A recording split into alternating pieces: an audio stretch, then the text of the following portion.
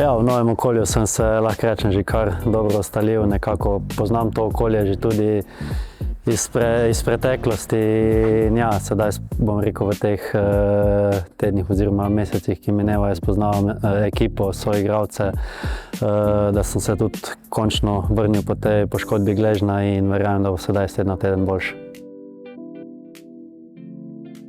Letos se mi zdi prva liga kar zanimiva, vidimo, da lahko vsak premaga vsakega, da so tudi te ekipe, ki so prišle iz druge lige, pokazale neko kakovost in mislim, da bo liga letos dokaj izenačena. Priprave na derbi potekajo, bom rekel, normalno kot vsako tekmo, čeprav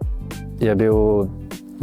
prosti dan včeraj regeneracije, tako da bojo dejansko priprave na ta derbi začele potekati danes in mislim, da bomo to tekmo vzeli tako kot vsako do zdaj in gremo na zmago. Pa pričakujem nekako zelo intenzivno tekmo, vemo, da nekakšni rezultati Olimpije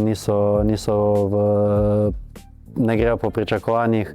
v začetku sezone, ampak bom rekel, derbi je derbi, da ni nekakšnega favorita v takih tekmah in ja, ta tekma lahko, bom rekel, ali te dvigne ali pa konec koncev hitro gre kaj narobe, ampak verjamem, da se bomo dobro pripravili in da bomo dobro odigrali derbi.